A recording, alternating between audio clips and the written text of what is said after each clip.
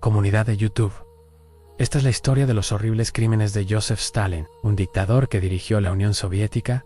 Los horrorosos actos son muchos y están llenos de sufrimiento y muerte. Por favor, suscríbanse y denle like al video. Los atroces MENES del dictador soviético Joseph Stalin. Joseph Stalin fue un dictador que dirigió la Unión Soviética desde mediados de la década de 1920 hasta 1953 como secretario general del Partido Comunista de la Unión Soviética y primer ministro de la Unión Soviética. Los relatos de los horrorosos actos de Joseph Stalin son muchos.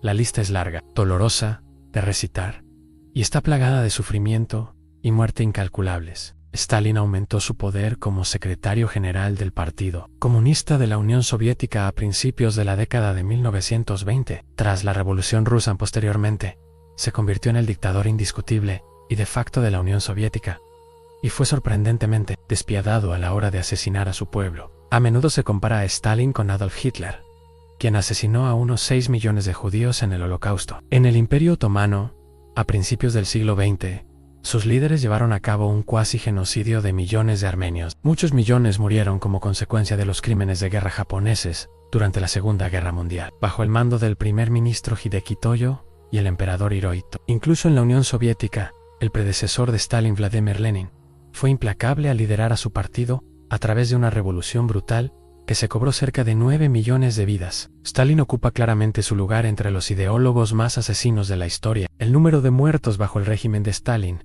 lo que se conoció como stalinismo, es algo controvertido, dado el secretismo y a menudo la falta de precisión de los registros durante su régimen terrorista. Sin embargo, por orden directa suya, millones de personas en la Unión Soviética fueron ejecutadas, y muchos más perecieron en campos de trabajo. Millones más murieron de hambre debido a sus políticas mal concebidas y a menudo deliberadamente crueles. A continuación, se enumeran 7 de los actos más atroces que cometió. Lenin fundó el Gulag, un acrónimo para, en inglés, Administración Principal de Campos de Trabajo Colectivo, la red de prisiones y campos de trabajo forzado por toda la Unión Soviética. Pero fue Stalin quien los empleó para sus fines más atroces y al menos semi-efectivos. Los campos, al igual que las prisiones en todo el mundo, se utilizaban para albergar a criminales. El propósito principal del Gulag, sin embargo, era ganar el control de la población a través del miedo,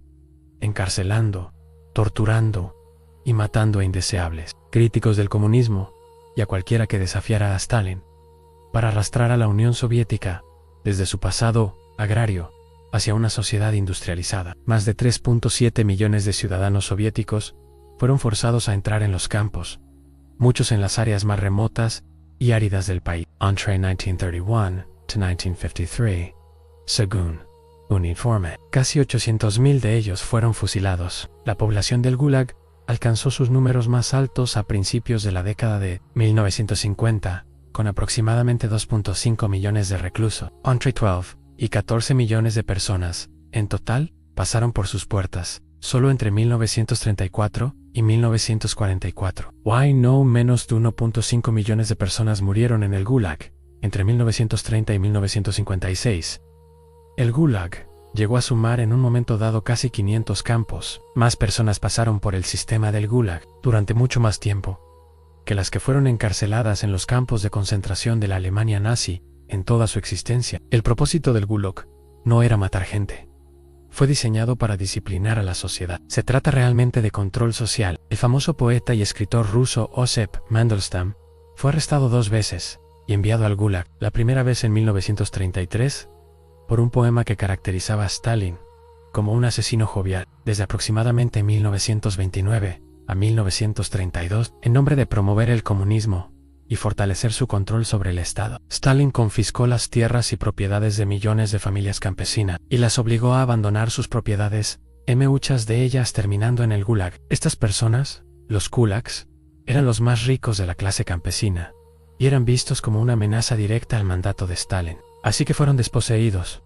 Muchos fueron asesinados y los demás fueron exiliados y obligados a trabajar en granjas colectivas o en los gulags, en minería o construcción, donde murieron millones más en Stalin, preocupado por los elementos subversivos dentro de las fronteras soviéticas. También ordenó los reasentamientos forzosos de poblaciones enteras, personas de nacionalidades específicas que vivían en la Unión Soviética que fueron deportadas o trasladadas a zonas remotas del país, a lo que algunos llaman asentamientos especiales. Con su política de deskulakización, Stalin eliminó efectivamente a una clase entera, dañando gravemente el sector agrícola de la economía, lo que contribuyó a que millones más murieran en la Gran Hambruna. Más sobre ese capítulo a continuación. Alrededor de 14.5 millones de personas murieron de hambre en la Gran Hambruna, de 1932 a 1933, también conocida como Holodomor. Las estimaciones sobre el número de muertos varían ampliamente, pero generalmente se acepta que millones perecieron. Ucrania y Kazajistán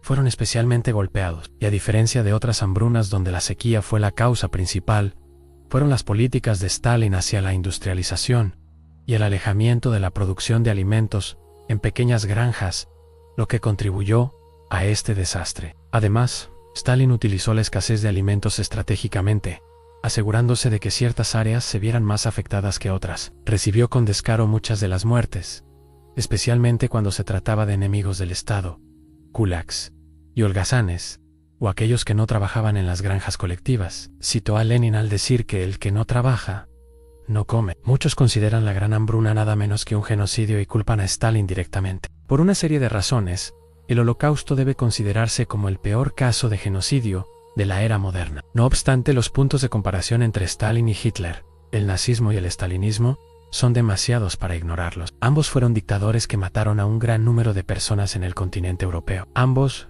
trituraron las vidas de seres humanos en nombre de una visión transformadora de la utopía. Ambos destruyeron sus países y sociedades, así como a un gran número de personas, dentro y fuera de sus propios estados. Ambos, al final, fueron genocidas.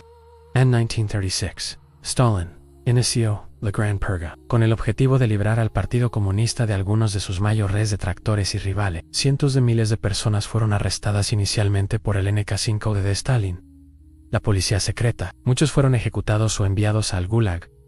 De los 103 miembros de Mayo era el rango del Partido Comunista, 81 fueron ejecutados. Eventualmente, más de un tercio del Partido Comunista murió durante la Gran Purga, que tuvo el efecto de aterrorizar también a la población general. Muchas personas se volvieron contra amigos y familiares en un intento de salvarse del Gulag o de una muerte segura. Al final, ni siquiera el jefe del NK-5D, Nikolai Azov, se salvó. Fue ejecutado en 1940, pero los poderosos policías del NK-5, de Komo y Azov, no solo desaparecieron de la vida, también desaparecieron de las fotos. Stalin entendía el valor histórico de las fotografías y cómo usarlas para la propaganda. Stalin llegó al extremo de utilizar retocadores fotográficos para borrar a sus enemigos de las fotografías, incluido Yezhov, quien fue esencialmente eliminado del registro histórico. La brutalidad de Stalin no se detuvo con los civiles y los enemigos del Partido Comunista. Se extendió a las mismas personas que luchaban por él y por el país. En 1942,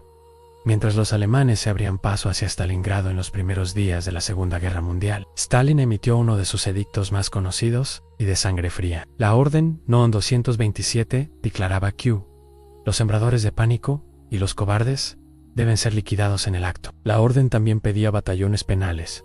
Los soldados con faltas menores eran enviados a las líneas del frente, y unidades de guardia en la parte trasera de la línea evitarían que los cobardes se retiraran. No está claro cuántos soldados soviéticos murieron a manos de sus propios compañeros bajo la orden de Stalin. En otra orden famosa, Stalin dijo: no tenemos prisioneros de guerra, solo traidores a la patria. A diferencia de los prisioneros de guerra de otros países aliados, los soviéticos que sobrevivieron a los campos de Hitler no regresaron a su patria después de la guerra como héroes liberados. Muchos sufrieron una repatriación forzada, mientras que otros lograron permanecer en el oeste, incluyendo bastantes criminales de guerra. Dado que Stalin desconfiaba de los miembros del Ejército Rojo que habían sido capturados, la mayoría de los prisioneros de guerra soviéticos pasaron directamente de los campos de concentración alemanes a los campos del archipiélago Gulagi. Millones de prisioneros de guerra soviéticos fueron interrogados a su regreso.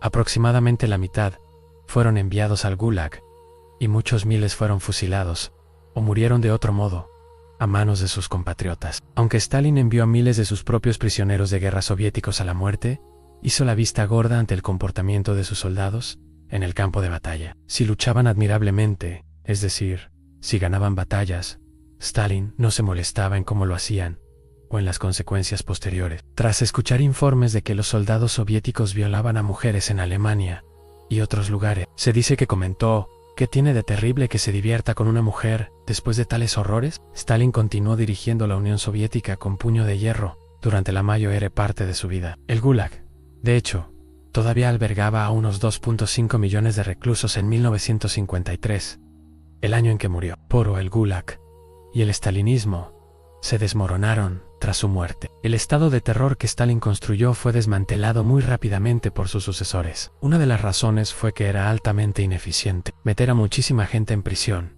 incluso si los haces trabajar, no es una gran forma de dirigir tu país. Se ve al primer ministro Winston Churchill, al presidente Franklin D. Roosevelt y a Joseph Stalin en la conferencia de Crimea, donde discutieron la reorganización de la posguerra. El comunismo trataba de lograr una sociedad ideal, movilizando fuerzas para producir una sociedad justa. Stalin y su partido comunista no se trataban tanto de represión, dice Payne, como de construir esa utopía que menciona Neymar. Aunque Stalin es aclamado por algunos por ayudar a derrotar a la Alemania nazi, no debe olvidarse, en agosto de 1939, firmó un pacto de no agresión con Hitler, que una semana después de formalizarse el pacto, permitió a Alemania invadir Polonia, iniciando efectivamente la Segunda Guerra Mundial. El acuerdo también contenía un plan para dividirse Europa entre las dos potencias. El pacto se rompió en junio de 1941, cuando Alemania invadió la Unión Soviética.